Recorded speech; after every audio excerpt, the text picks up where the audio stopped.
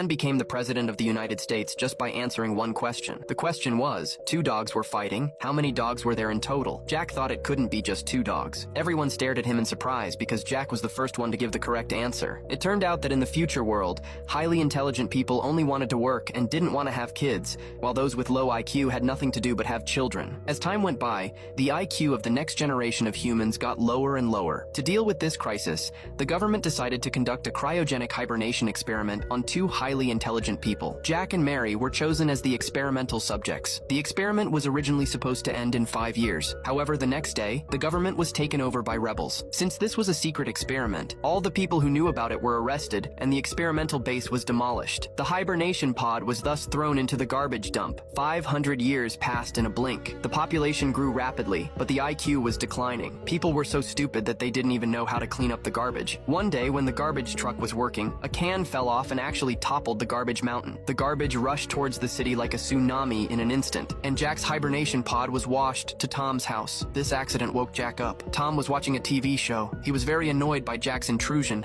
and directly pushed him out of the window. At this time, Jack turned around and saw a hospital. Although the sign on it was a bit crooked, he still decided to go in for a full body check. But when he got to the registration window, no matter what Jack said, the nurse just stared at him blankly. Helpless, Jack went straight to the consultation room and found that the time on the newspaper showed it was 500 years later. The experiment was supposed to last only 5 years, wasn't it? Jack quickly looked out of the window. The huge old buildings were reinforced with ropes. Even though the tunnel was broken, there were still vehicles speeding by. After that, Jack wanted to find some food to fill his stomach. But the vending machine recognized that he didn't have an identity code. In less than a minute, the police arrived at the scene. Jack was thus inexplicably taken to court. Even when the judge saw that Jack was poor, he arranged a lawyer for him for free. Unexpectedly, this lawyer was Tom. As a result, instead of defending Jack, he accused Jack's behavior on the spot and asked the judge to send him directly to prison. Yeah.